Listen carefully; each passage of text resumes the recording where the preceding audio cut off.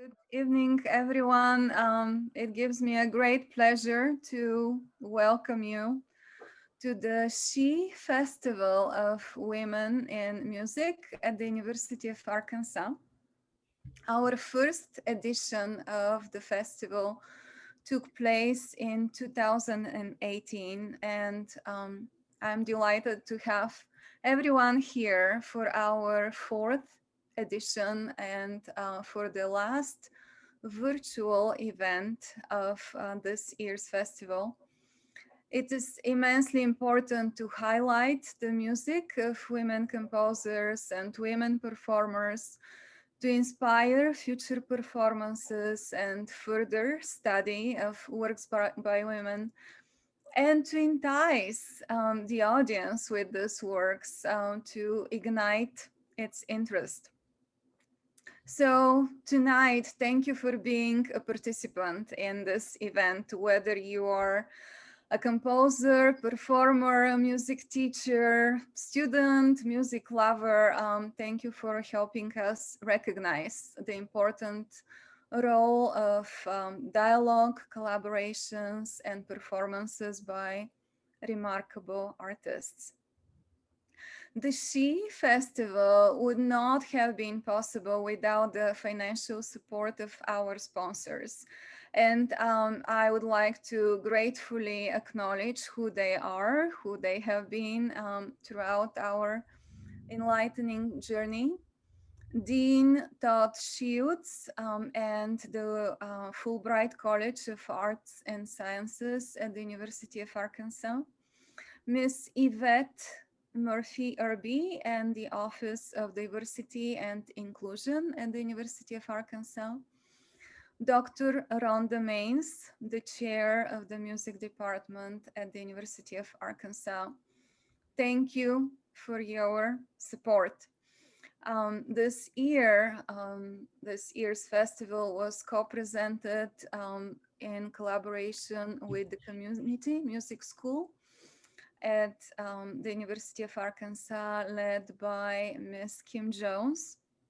Thank you for your support.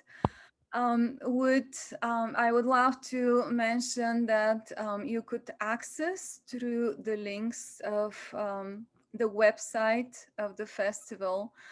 You could access performances of faculty and students, and in the future, the recorded events which took place throughout this month. And I will post later the link in the chat. I have been honored and privileged to be a part of the committee, which has been organizing the event since its first year in 2018. And I would like to thank my colleagues who have worked tirelessly to make this festival a successful and attractive event. They have been not only on stage, but also behind the scenes, and in this past year, also behind the screens. So I would like to thank Dr. Moonsuk Park, Dr. Teresa de la Plaine, Dr. Kim Teo, Dr. Michaela Baranello, Dr. Hyun Kim, and Dr. Justin Hunter for your work and inspiration. Thank you for the organization of this event. Before we continue, I would like to remind everyone, I'm really thrilled that we have 34 participants so far. I would like to remind you to mute yourselves when you're not talking. We would be really excited if you would turn on your video, if this is at all possible. But if you consider that it is not, we also would understand that. We invite you to ask questions in the chat and to comment on the topics, on the questions which will be presented. I would like to welcome our guests today, Lara Downes and Lia Uribe. Um, Lia Uribe is a dear colleague of mine at the University of Arkansas. She is the Associate Chair and Associate Professor of Music at the Music Department, chamber musician, orchestral player, who is the principal bassoonist of the Symphony of Northwest Arkansas and Arkansas Philharmonic Orchestra. Um, Artist teacher with a research centered on Latin American music and historical marginalized music and composers. Besides her music making, Dr. Uribe is very passionate about inclusiveness, representation, and diversity in the arts. She will lead this evening's discussion with our renowned guest, pianist Lara Downes. Um, she has been called an explorer whose imagination is fired by bringing notice to the underrepresented and forgotten. An iconoclast and trailblazer, her dynamic work as a sought-after performer, a Billboard chart-topping recording artist, a producer, curator, activist, and arts advocate positions her as a cultural visionary on the national arts scene. Ms. Downes' musical roadmap seeks inspiration from the legacies of history, family, and collective memory, excavating the broad landscape of American music to create a series of acclaimed performances and recording projects that serve as gathering spaces for her listeners to find common ground and shared experience. Ms. Lara Downes is the creator and curator of the Rising Sun Music Series, host of the National Public Radio music video interview series Amplify with Lara Downes, now in its second season, and evening host and resident artist at KDFC, one of the largest classical music stations in the United States. She serves as the inaugural artist citizen in residence for the Manhattan School of Music, as well as a fellow of the Lock Haven Artist Residency. Her work has been supported by the Mellon Foundation, the National Endowment for the Arts, the Sphinx Organization, the Classical Recording Foundation Award, the University of California Innovator of the Year Award, and the Center for Cultural Innovation, among others. Ms. Downes' artistry has been called a musical ray of hope by NBC News, luscious, moody, and dreamy by the New York Times, and addicting by the Huffington Post. She is equally at home on major stages, including the Kennedy Center, Carnegie Hall, Lincoln Center, Boston Symphony Hall, the Ravinia Festival, Tanglewood, and Washington Performing Arts, and in clubs and intimate venues, including Joe's Pub, National Sawdust, Yoshi, and Le Poisson Rouge. Ms. Downes' fierce commitment to activism and advocacy see her working with organizations including the American Civil Liberties Union, Feeding America, the Lower East Side Girls Club, the Sphinx Organization, and Watts Learning Center. She is an artist ambassador for Headcount, a nonpartisan organization that uses the power of music to register voters and promote participation in democracy. We're thrilled to have Ms. Lara Downes with us as a guest tonight. Please help me to welcome her. Um, with excitement about this conversation with our own Dr. Lia Uribe. Welcome. I invite Thank you so everybody to much. unmute when we need to clap. That acknowledgement we know is important in our lives as musicians, and we have lost that for a year. So it's totally okay to do it here. Lara, welcome. Thank you. And thank you so much, Miroslava. That was a beautiful introduction. I'm so happy to be here. We're thrilled to have you. And before we go on, I just want to quickly but deeply and heartfeltly acknowledge the circumstances that just have tinted once again our reality with the hate crimes in Atlanta. This is yet another opportunity for us to hold hands and be together for a cause that competes all of us. And we are here advocating for women, but not only for women musicians, but also for all women that are suffering, that are being the target of discrimination and everything else. So we're here with our Asian American, and Pacific Islander community with all we can do. And we recognize that this meeting tonight is a gesture of solidarity and is a step into action for using our platforms to change balances and dynamics. So, Yeah, thank you. Thank you. Lara, we wanted to start this conversation talking about the trajectory that has brought us, you and me and many other women, to this realization that this world of classical music is out of balance and that we have a place and a voice. Why don't you share with our audience what that path looked like for you and how did all started in your life? Sure.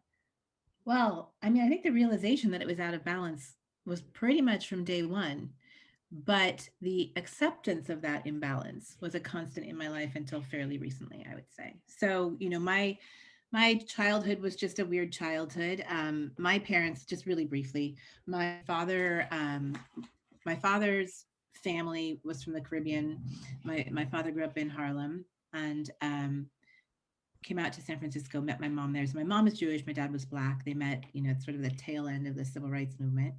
And they had three little brown girls in San Francisco in the 70s. And, so from that outset, just, culturally and racially, I think my life was always full of the experience of otherness. And having started classical music by the time I was 4, piano lessons by the time I was 4, I was completely an outsider, just in so many ways. My sisters and I were homeschooled. So we were just really quite isolated and different across the board, which is maybe the reason that my feeling within the world of music wasn't any different than in the rest of my life, I guess is what I'm saying. Um, but then in my teens, we went to Europe, and that's where I, received the bulk of my advanced training. And there too, of course, I was an outsider, and of course, I took that for granted because it was a different culture, and it was just sort of part and parcel of everything I was learning. So I think I had this very disconnected, split experience, which I think a lot of us have. From the time I touched a piano at 2 years old, I loved the music. I loved everything I was learning about the music. I loved the stories of the composers. I loved the stories behind the music. Those stories did not include me, and I completely took that for granted. I took it for granted that all of my teachers from a certain point were male.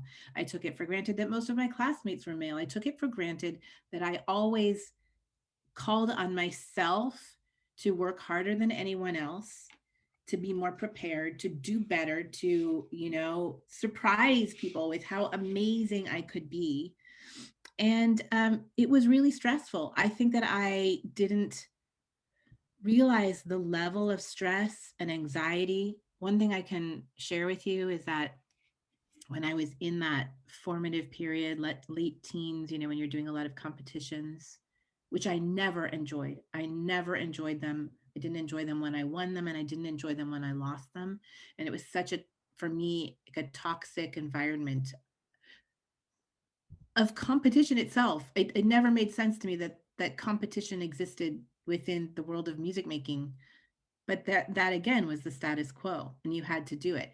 And every time I did it, in the weeks leading up to those auditions, my fingertips would peel. I would get this like this eczema, like an allergic reaction, like an autoimmune reaction to the environment that I was in. So it really wasn't until I came back to the States, I kind of ran away from home. In my late teens, came back to the States, was living by myself in this country for the first time, just sort of had to like face a lot of things about identity and purpose and vision. And if I wanted to do this music thing at all, because it was really hard because all of the support system had disappeared and I had to sort of start all over again. And I had to really parse apart a lot of things about being a musician, being an American of color, being a woman of color. And that's when I started to ask questions. And the moment I started to ask questions, I felt better because I had some agency over my choices. I wasn't just following a path that someone had arbitrarily laid out for me. And I woke up, and it's been since then a journey of discovering what matters the most to me, what I can make of this life and what I can give from this life. And I don't know. I feel so fortunate to have woken up because I think some people don't wake up. And so I guess everything I do now, pretty much all day, every day, is focused on providing some kind of a light or a path or an opening for the next generation to not have to struggle so much to find the way. That's it. It's an amazing story. And there are two things that make me reflect. One of them is that lack of representation, the amount of pressure, as you mentioned, how much we feel like we have to move mountains to gain a place in that space, but also how the message is being given to women and to minorities that there's something intrinsically wrong with them, that they have to work harder because exceptionalism comes to the conversation, right? You have to be exceptional. You cannot just be, right? In order to make it and be one of them or two of them that make it to that space.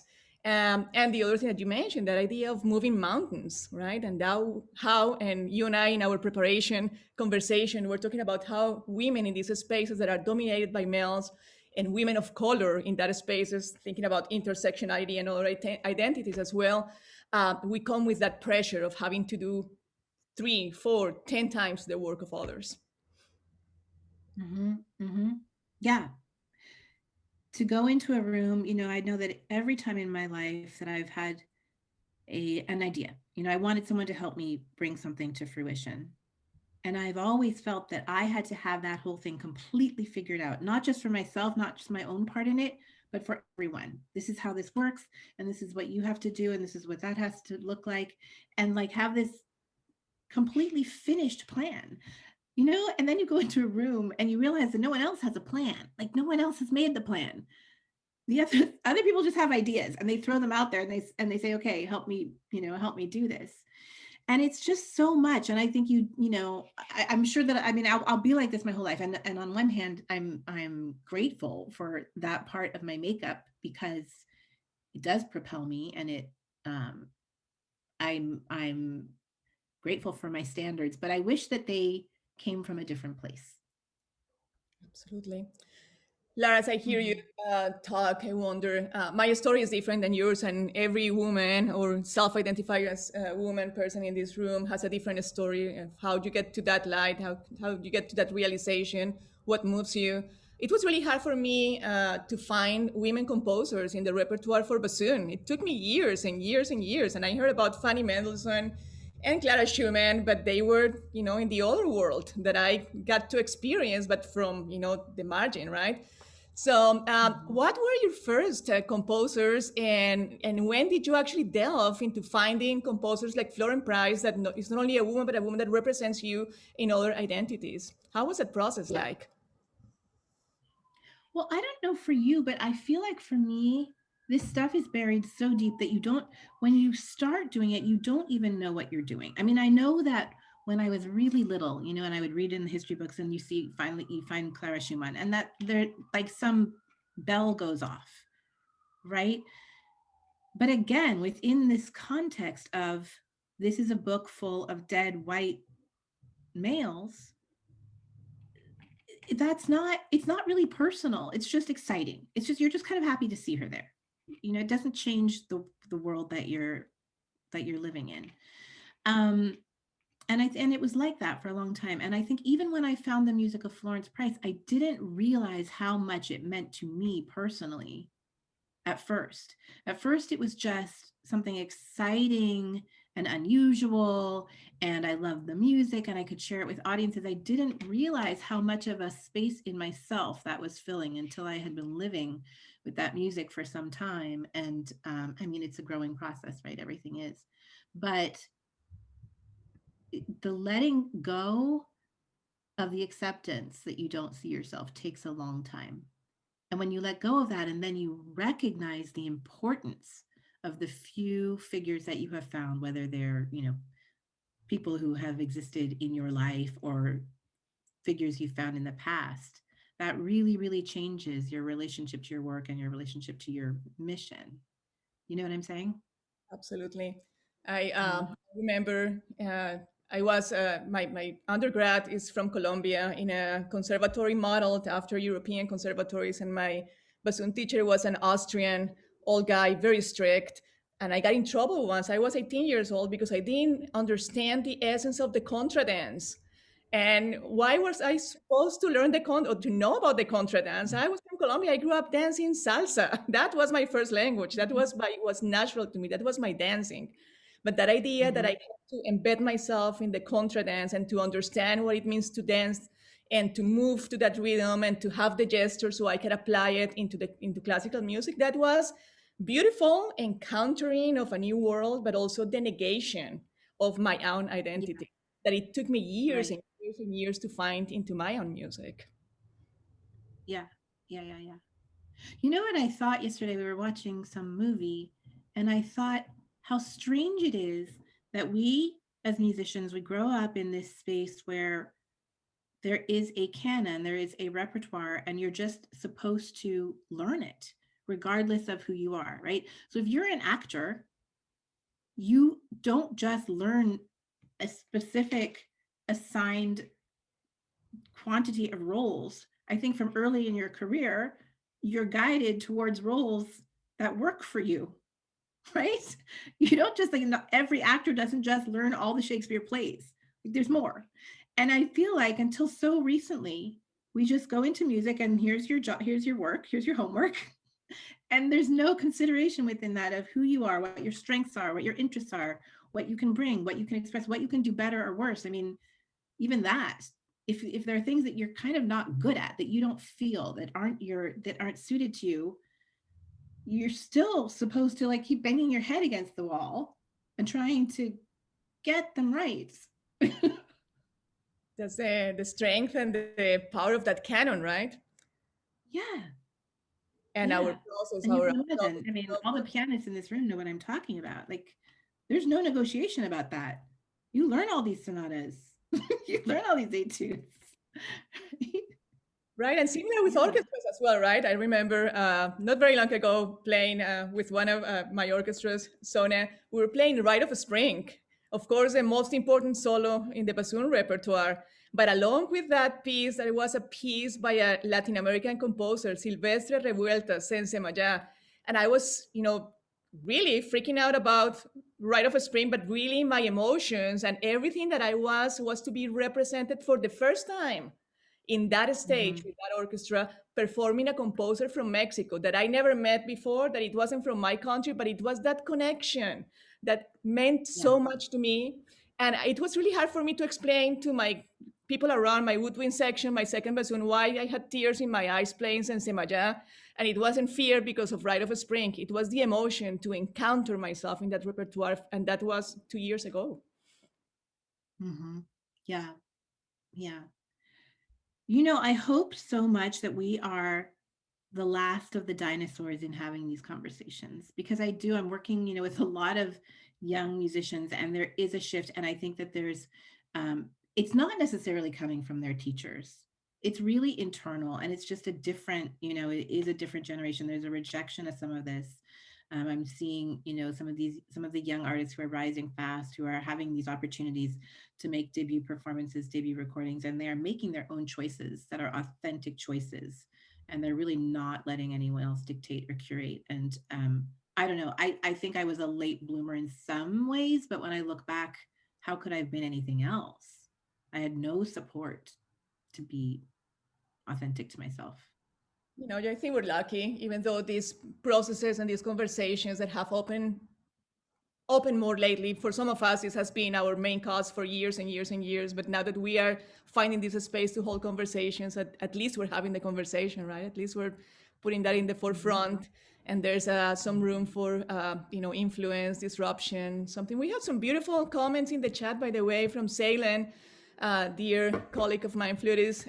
He's currently researching Latinx women composers, and how amazing it is that we have different identities researching different identities, or different genders researching different genders. And that also, from that insight, when you have this privilege opening, your privilege to support other marginalized Mhm. identities. And Riley says, I think that's why I became a composer, because I didn't identify with the canon that I was supposed to learn. And I wanted agency over the music I played and created. That's amazing. And that's you touch something really important, Riley, and all, and is the power of our music of today too. We have become historians, and Yeah. we're playing the music from 2 centuries ago and 4 centuries ago. And what about the music of today that, coming from all of this richness, is representing our present moment? Mhm. Yeah, Mhm. absolutely. I want to Well, and remind it's all happening at the same you. time as well, right? I think that the restrictions or categorizations are loosening also in the realm of composition, and that gives us greater fluidity and a better opportunity for composers and performers to find each other and to find common ground. Because I think, when I was a student, I think that the sort of the academy was quite rigid as well in terms of the ecosystem around composition and what was available and what was permitted and encouraged.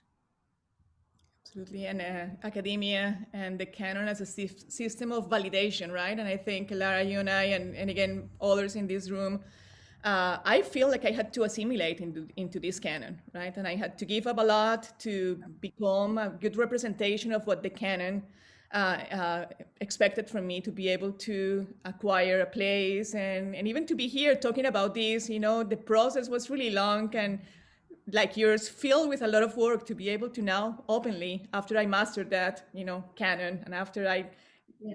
gave up a lot, to be able to talk about this and challenge it. Yeah. Mhm. Laura, we all know that there's a lot of toxicity in this world when you're a woman, when you're a woman of color. Would you speak from that perspective, and working in an environment that doesn't reflect you? Yeah. Well, it's funny. I don't actually know where I found the strength. I think that most people look at my career and they think that I'm so independent and that I've done everything that I want to do. And I mean, I have. I can't complain. I really have. I think it's, at times it's taken a lot of persuasion and again, a lot of effort and always feeling like everything had to be, just so good. But there's this inner fire, right? And it's interesting if you look back generations, even to women who had it so much harder than we do. Look at these towering figures who just disregarded all of the constraints around them and did what they needed to do. Um, so I don't know. I think there's a certain part of it where you just kind of put your head in a different place. You just choose not to, not to acknowledge the reality. And then from time to time it comes and it grabs you.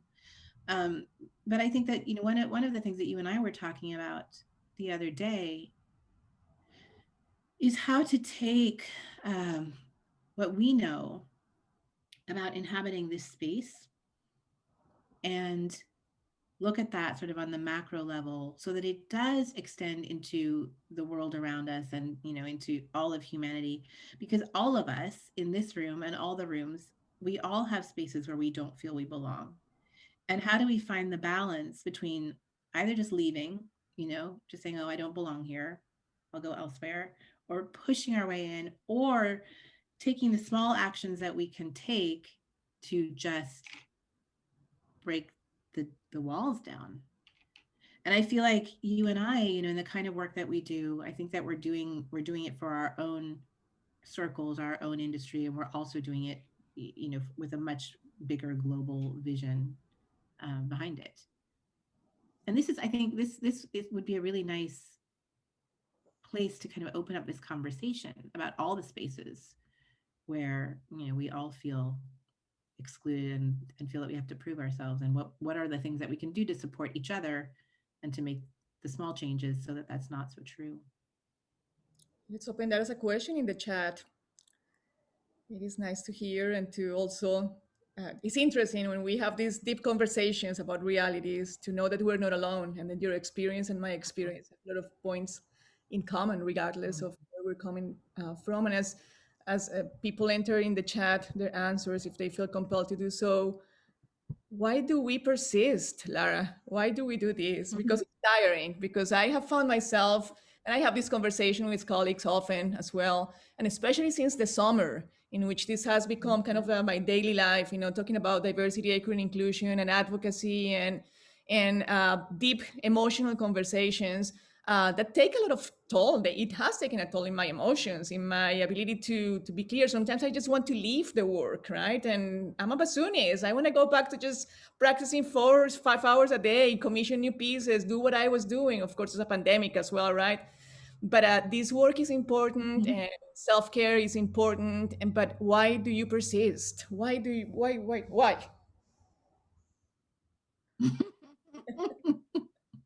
I mean, I feel like it's not fair to answer that question during this year, because this year, the answer to that question is I'm working so hard, because if I weren't working so hard, I think I would, just cry a lot every day, because it's been a terrible year. So for me, the focusing, the harnessing, the really just like digging into this work has been largely self-preservation. And I acknowledge that. But on the other hand, like I've been now home for a year and doing this work as my work.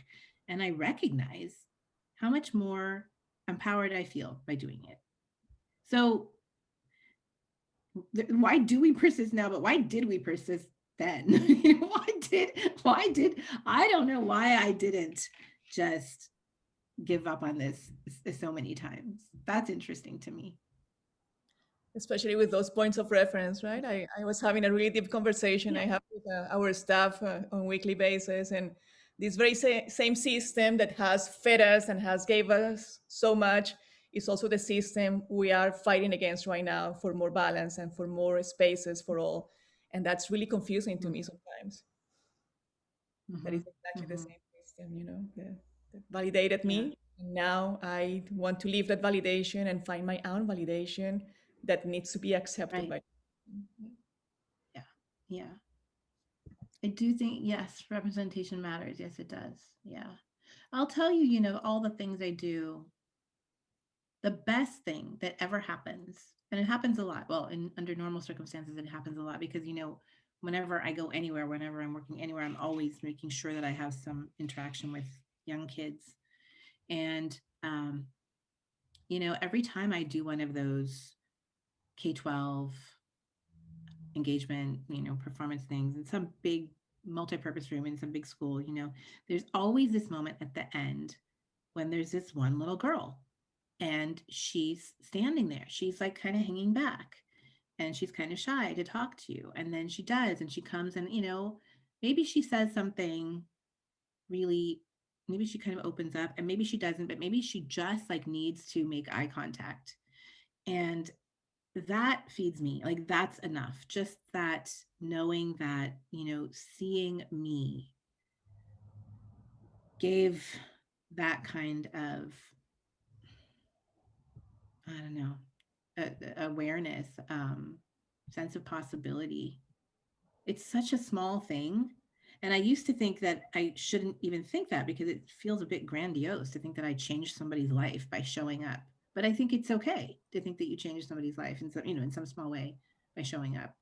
I know for sure that if I had had some interactions like that it would have changed something in me.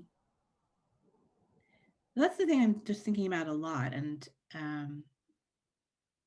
yeah, just the small things, like not feeling that the small things don't matter, because I think actually the small things matter the most. Just made me think of this idea of art beyond entertainment, which Mhm. it's totally valid. I too, when I go to a concert and maybe hold my glass of wine if I can and enjoy the performance that is going to take me away from the stress of the day. I'm older than 21 in case we have minors here, so I can drink wine. But just being that space in which music with its magic is going to take me away from my reality and allow me to fantasize, to use my imagination, to reminisce, whatever that is, right? But it's that power that you're talking about, that we as artists, that we already have a platform, we have that power and that agency to affect people at different levels. And especially, I keep thinking and reflecting about COVID and post-COVID era, right? In which we have these communities in need of healing and this racial imbalance and tension also that we need to come and intervene and heal as well with the things that we do.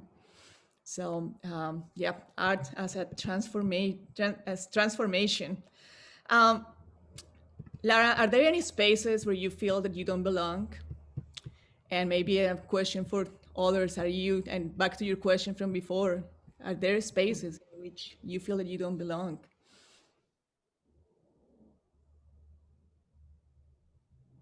I mean, I'm trying to make sure that I give you an honest answer. I feel intensely that I belong right now, because maybe I've just made new spaces, you know? I've made new spaces that fit me. Um, and it's been so interesting, I think, during this year when all of our normal spaces don't exist. I don't know. I guess I'm, at this stage of my career where I used to be envious of some colleagues who just did have a very formulaic career, where you're just playing a handful of concertos with orchestras, and it doesn't take a lot of thought, and it doesn't, after a certain point, actually even take that much work, because you've got your repertoire, and you just have to kind of remember your itinerary. And it just seemed easy. And then what I've seen over the years is how exhausting that becomes, or sort of like numbing that becomes.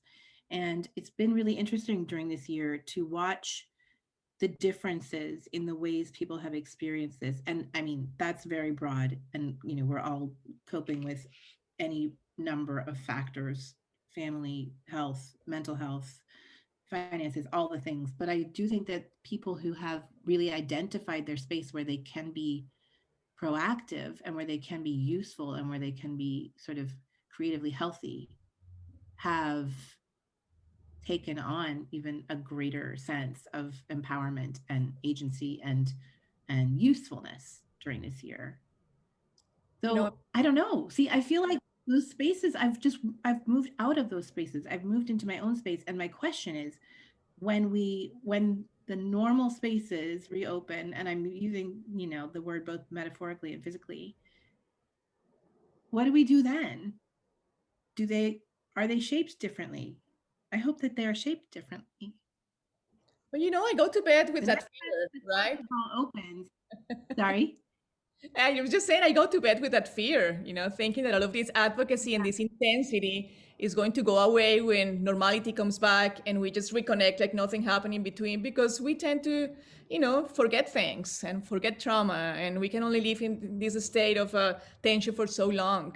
So I fear that we're going to go back to a normal, and that's why it is important. And again, people in this room, hopefully we're going to leave this conversation empowered to, through those small and big and medium-sized actions, be proactive to make sure that this conversation stays alive and that this change is really taking place.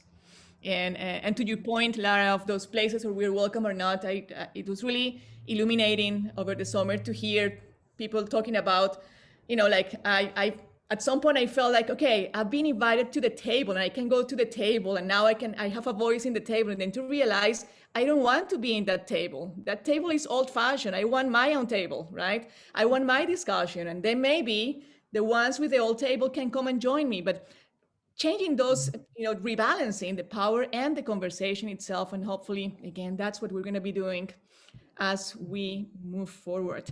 There's a comment in the chat from Salem. As a Black man performing and exploring Latinx, try to be space to uplift, collaborate visions of that heritage. I'm simply an ally, co-conspirator, and try hard to avoid cultural appropriation. All amazing things to comment on. Lara, you have any to that comment? That is so powerful. It is. And we're having a lot of conversations right now about programming, which is one of the pieces of the puzzle, right? What we play, how we play it, who we play it for. These are all sort of equally shaped pieces. But I think that, authenticity is the center of that conversation and sort of the end point of that conversation. And I think that once we loosen these categories, once we let go a little bit of the canon, right? Once we let go of some assumptions, then I think that everything that we do, if we're doing it from a spirit of authenticity and generosity, is the right thing to do. And that applies to, curating and the way that we run our institutions and the goals that we set. I know that that sounds so basic, but if you look at the problems that have existed for such a long time, they are never based on authentic actions. They're based on these assumptions. So earlier today, I was doing another conversation about sort of empowering the next generation, next wave of classical music. And we were talking about specifically classical programming on radio. And from my experience, historically, that programming has been decided by assumptions about who's listening and what they want to hear. And I think that the same is true in the concert hall. And those assumptions are actually made on ridiculous grounds. Well, if our audience is under 40, then we'll do this thing. If our audience is over 40, we'll do this other thing. As if everyone who's between the ages of 40 and 70 has the same taste and the same background and the same, interests and curiosities, and the same on the other side of that line. And the same, if your radio should be the most democratic form of communication that there is. It's free and anyone could be walking by at any given moment. So to decide that who's listening seems to me extremely restrictive. Absolutely. And I think, focusing on authenticity and really letting go of assumptions are probably the two most important things to do so that we can reshape these spaces on the other side of this time of, thinking things through. It is so cool that you're bringing to the conversation your role as a radio host and your many other activities that besides being a performer, an educator, and activist. And, I'm very excited always to find musicians that are doing that today, that are citizen artists, that are using their platform for a cause. And many times I encounter that the majority of those musicians have experienced themselves marginalization or I don't know what that word is. Anyway, that, right? That thing. So, Yeah. can you speak on those decisions? Because, to hold a career like the one you have held as a pianist, and to learn these pieces and to master them and record them, all that implies to be a successful concert pianist like you, but to take into these other, activities for the sake of advocacy. Can you speak on that behalf? Yeah. Well, somebody put something in the chat earlier about Bernstein, and not to be, self-aggrandizing, but I look at Bernstein's career as a model for what we can do if we do broaden the platform. I can play a subscription concert every night of my life, and I will never be reaching any audience beyond an audience that can afford a ticket and has the resources and the information to be there in the first place. So for me, that's not interesting. I only want to be in that room with those people if I can also every day be stretching beyond that room and, maybe bringing the people that I'm finding back with me. But I think we have to take every platform because we have to serve our broad community. So I don't know, it just hasn't been a question for me. um, to work with young people to take advantage of the kind of communication that can be harnessed via media. To me, it's the only way, to just, yeah, broaden and to be a true advocate for the music. And it's so exciting. You know, I'm doing this. My newest project is called Rising Sun Music, and it's this massive um, recording and future touring and commissioning project that's really taking seriously the opportunity to reveal a lot of unheard music by Black composers going back about 200 years. And we just launched in February. And this music is getting played on radio. One of the primary objectives is really to change the balance of music that's played on classical radio. So every month, every radio station is getting this new bundle of 4 or 5 tracks. The music is being heard on streaming services. And here's the thing, every single day through the contact form on that website, I'm getting messages from people who are hearing this music. You and I both know that in the course of our daily lives, we don't have a lot of time to sit down and write a letter to a stranger about a piece of music that we heard on the radio. So for me, that really, really tells me something about the resonance of this music and how important representation is, and not just representation as in like I'm seeing myself, but also just the experience of receiving a broader view, you know. And I think that for us as Americans, people living in this country, I think we all have a real desire to understand the other. And I think that's part of what I'm experiencing with this music as well. It's just, we need to know each other's stories. But I'm telling you, every single time I get one of these emails, I'm like, you followed probably two or three links to get here to find this form. And then you took, 10 minutes out of your day to express this feeling. That is monumental. That is amazing. And yeah, I was thinking, if nothing else, of course, we all have different reasons why we get to this work and with the passion we come to it. But if nothing else, a reflection on how many voices we have left out and that richness that we are depriving ourselves from enjoying. The That's representation right. of other cultures and other systems and other stories and other, feelings. And from this perspective that we have been, we will have access to much because of the way of the canon working. But I think that our human nature, it's so counter to our human nature, the way that we have been keeping this music pinned in.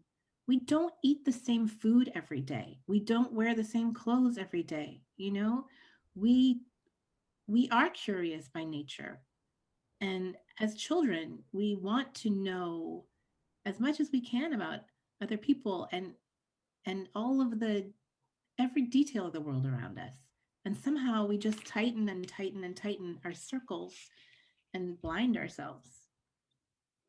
In lieu of something, thinking that that's what is going to be, illuminating us or validating us or gaining or helping us gain a status or something. This is a lot of imaginary what happens in that realm.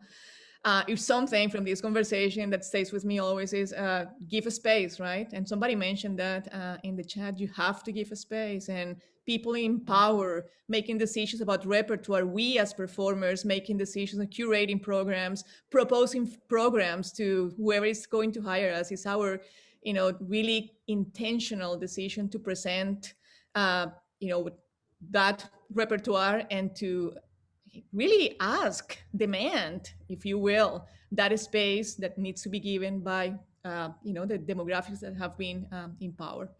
I We're coming to an end, and this is happening way too fast. But I want to ask our attendees today to.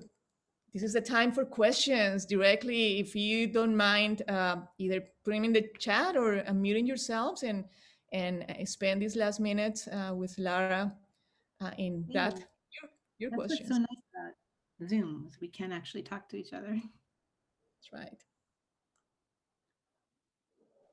I have a question if no one else does. Are y'all able to hear me through my mask? Yes, we Yes. do. Hello, my name is Connor. So I guess my question and just kind of how do I navigate through this? Just me being just a cisgendered, white male. I want to be an ally. I want to be someone who, is seen as a vehicle for change. And I often struggle with the thought of authenticity because I don't want it to seem like I'm being disingenuous with anything like that. So, what is a way for me, just when I'm programming or thinking about things in the future or projects, how do I keep them authentic and not skew any of the lines or come off as Mhm. disingenuous? So, here's something that I'm having to find in myself too. And one of the things that I always say when I'm talking to kids, um, is that I feel like we've been questioning the canon, but there are also some really good reasons that we love the music that we love, right? There are reasons that we listen to Beethoven all these years later, and those reasons really aren't about the fact that he is white male and dead, right? That's not the point. The point is how deeply human he was and how much he showed that to us. So I'm not saying that you can't find authenticity and really profound connection in the expected places. It is there. It's just the question is how we treat that canon. And when we start revering that canon just because it's there and just because I say so, then it loses its resonance. But I think, whatever is the music that speaks to you, find the thing in it that, is your story to share, that can connect to someone else in their lives. And I think that, we also have an opportunity here to resurrect this music that we've just like kind of been stifling for so long by just calling it genius and just calling it important and just calling it essential without thinking about why it is so. Thank you. That was an awesome answer. Thank you so much. Great question, Connor. And that was Saylan's question too. So I'm glad we're answering two Mhm. questions. I can ask one more though. Yeah.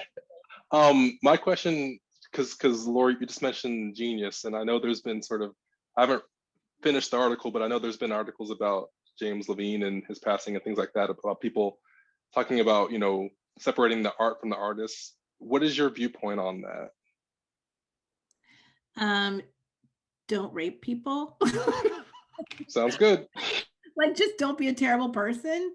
We're all flawed, and I don't think that our artistry and our creativity should be examined through the lens of like perfection, but don't do terrible things. I think there's a really clear line. I know it's complicated because standards change, right? And so there are, I guess, there are gray areas now. There are certain kinds of behaviors and interactions that we don't accept now that we would have accepted at a certain point. But then there's like a really clear line, right? Um, yeah, I think that particular situation was a really clear line. What are your thoughts about it? It's like it's a very interesting topic right now. Yeah, no, I mean, I completely agree. That is very clear cut. I was just thinking about how some people then like don't want. So then how far do we go? Because I agree, like you just said, the standards have changed and things 100 years ago that were fine then wouldn't be today. I don't know. Personally, for me, I think you can't separate the art from the artist. Whether it was 200 years ago or now, I think that needs to be the whole story. Like, tell the story. Don't omit that and just say, "Oh, the music itself on the page is great." Right. Because I think even when we program it and present, I think audiences and ourselves, for our own enrichment as artists, we want to be able to know the story behind the music. Yeah. So that's just my point. I don't think you should separate it, no matter how big or small the flaw of the individual. That's the Right. issue, how problematic this world of classical music in our case is, right? That we have this reverence for certain figures and that attachment that is hard to let go of, that that has been given to us from heaven, but at the same time that has been the perpetuation of this discrimination and this marginalization. So to me, it's crystal clear, that it's time to move on. It's not that we don't have enough composers and people advocating and doing their work today that we can revere as well, and that are good people and they're doing their job in the society that we belong to, that we want to transform. So, Mhm. but yeah, it's interesting to see what I also think there's this weird thing that we've done for a long time, and this has to do with kind of the static nature of our art form too. I mean, there are literally recordings that get talked about that were made 40 years ago, and we're still calling them the definitive recording. How is that possible? It's not possible. It's arbitrary, and it's stopping the world in its tracks to say such a thing. And may I ask another question, piggybacking off that a little bit? So what you said earlier, my headphones cut out. Did you say Bernstein was an example of what we can do or should not or cannot do? I missed that. Right. Sorry, I think I didn't finish my point. No, of what we can do. I think that what he did in terms of not just stopping, with one kind of successful platform, but harnessing all of them as a conductor, as a performer, as a composer, and mostly as an educator, and kind of harnessing the power of media. I think that he was always passionate about broadening the audience. That's, to me, the thing that really stands out in terms of his legacy. Absolutely.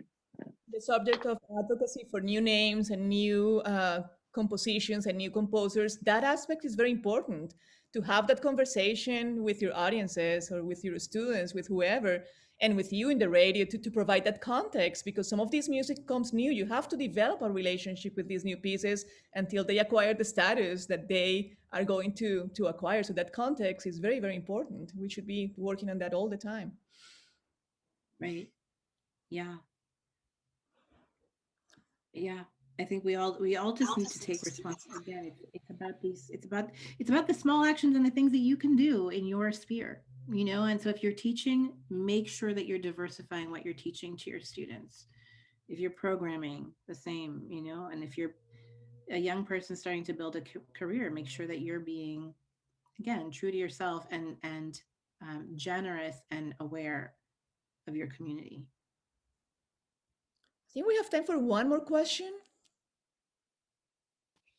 I'll ask one. Yay! Hi, Laura. Nice to see you. Hi. Thank you for being here and talking to all of us. So the idea of having these kind of feature, like right now we're thinking about female composers, and last month we were thinking about the Black composers. So ideally, there will be a day that we don't have to feature, but it will be all included in various diverse program. So what would be your dream program? What would you like to see in concert to happen hopefully in the near future? Can I answer your question a little bit differently? Because there's actually a story too that I want to share. And I think it is an answer to your question. So I have this show on NPR Music called Amplify, and I hope everybody will watch it because it's really illuminating. And I'm talking with musicians, but I'm also talking with people who have different relationships to music. And it's really, these conversations are really documenting a lot of change.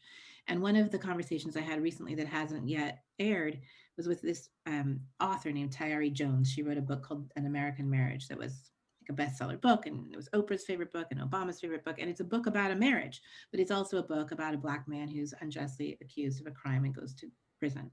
And she said to me that she wanted to write a story of a marriage. And she didn't want to write a story about the prison industrial complex or about racism. And everybody wanted her book to be about those things. And she had to fight so hard as a Black author to force people to focus on the human story within this book. And I said to her, I feel like right now I'm at this point where I am compelled to make a bigger point about the music that I'm playing. And all I want is to get to that point where I can say, this isn't about anything except the music. And when I say composer, you don't assume that I mean a white male person. So we don't have to say, this month we're focusing on female composers. And last month we focused on Black composers. That we just say the word composer and it doesn't come with an assumed profile. That's it. So that's my dream of what music looks like, I don't know in how many years, but that we have just redefined our words and our ideas. A world without diversity, equity, and inclusion committees. Yes. Right? Yes, no committees. Tomoko, to your point, I was thinking about, the Afro-Latina when is she going to celebrate? Does she get 3 celebrations in February, March, and, and October? So, this is important, and I think it's a good way to close the conversation, and it's about intersectionality, Lara, right? Like how we bring all of these identities, and feminism only for women in general doesn't work because we know the different levels of privilege. And by the way, that's why we are so thankful to have you here representing also other identities, and to make sure that all women from any ethnicity, all self-represented or as women, they have a place in these conversations, and they are also included in these decisions. Mm-hmm. Yeah, I mean, are we all being allies every day from whatever our perspective is, from whatever our position is? Are we just reaching out a hand and kind of outside of our own little comfort zone? I think that's what we have to task ourselves to do now. Lara, we're out of time. Before I pass this back to Miroslava Panayotova to close the session, and thank everybody for your support, your presence, and the She Festival for sure. What are your last words for us, your advice on how to move forward, and what was the last, and how do we find you too? That was my other question. How do we connect with you beyond this Zoom? Because we want to keep you close. We want to continue this conversation. Of course, we know to find you on NPR, but are there other ways to find you and connect with you?